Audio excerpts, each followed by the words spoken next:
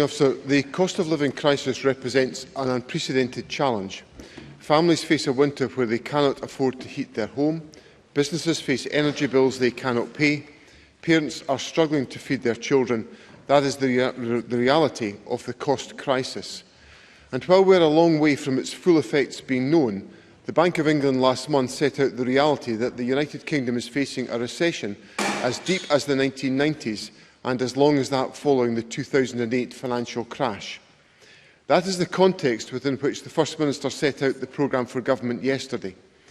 She confirmed that we will extend and increase the child payment in November and protect the roof over people's heads with a rent freeze and a moratorium on evictions. Free school meals will be rolled out further, the fuel insecurity fund will be doubled, rail fares will be frozen until at least March, and the Warmer Homes Fuel Poverty programme is being widened. This all comes on top of the almost £3 billion in support already budgeted for and an existing £800 million of release for business in this financial year.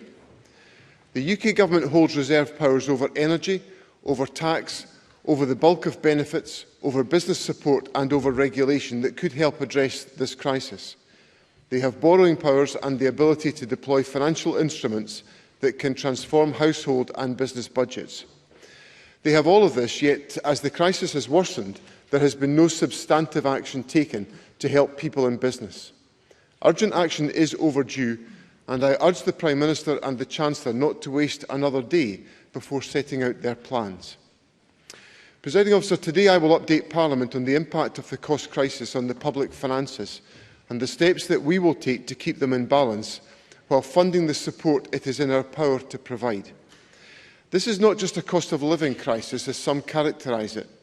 The cost of doing business, the cost of third sector support, and the cost of public services are all rising as well. Indeed, in all of my experience, now and during my previous tenure as Finance Secretary, there has never been a time of greater pressure on the public finances. Our budget was based on a UK spending review that simply did not foresee the levels of inflation that are now a reality. Last summer, inflation was just 2%. In December, when the budget was agreed, CPI stood at just 5.4%. Now it is more than 10% and predicted to go higher still. The result is simple. Almost every cost government incurs has risen. At the same time, our budget is now worth around £1.7 billion less than it was in December. That alone would require the budget to be revisited. But in times of crisis, the job of the Finance Secretary is not simply to balance the books. It is to find the money to help families, to back business, and to fund the priority projects that improve lives for the long term. And so the emergency budget review must both identify funding to cope with inflation-driven cost increases and aim to support those who most need our help during this crisis. And it must do so using only the fixed powers of this Parliament. Our total budget is fixed, we cannot vary income tax in year, our reserve funding is fully allocated, we have no legal ability to borrow to fund day-to-day spending such as pay increases. Our capital borrowing is allocated for projects such as new schools and housing, projects which support employment and invest in our recovery.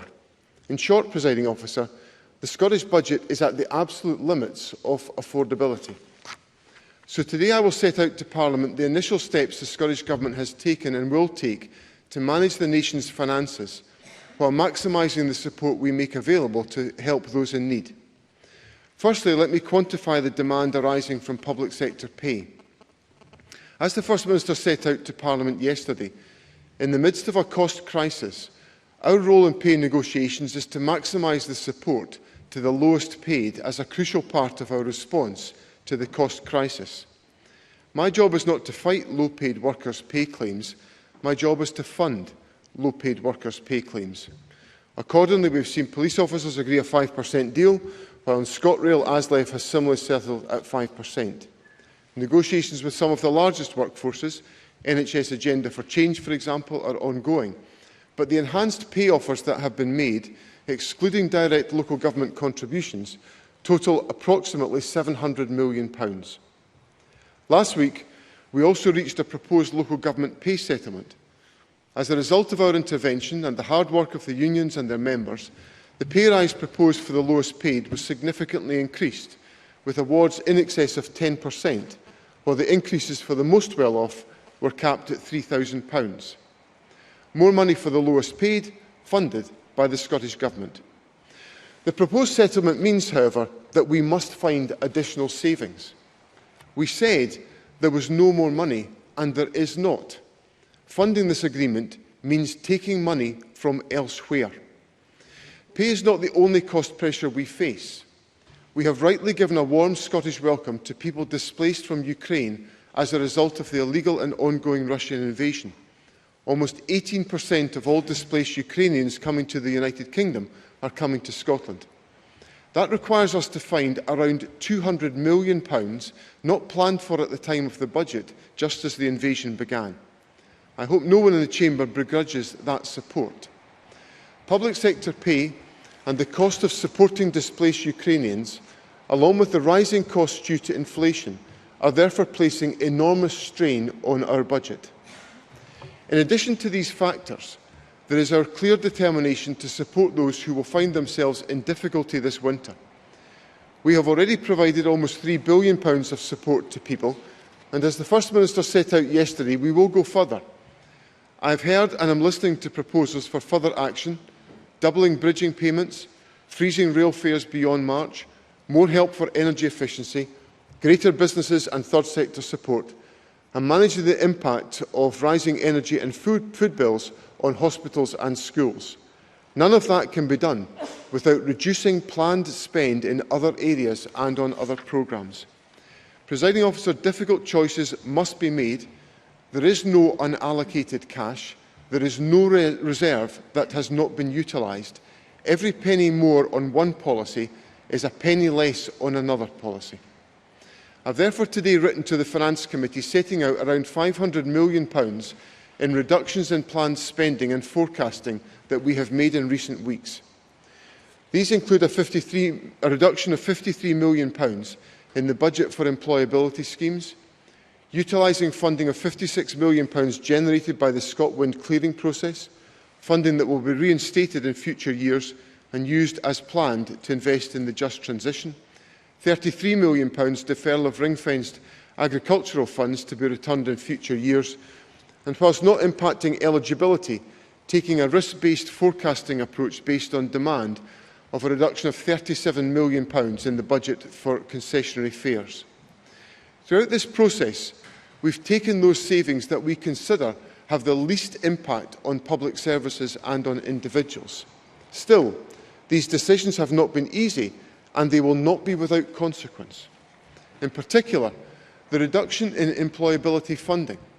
But given the circumstances we face, they are unavoidable.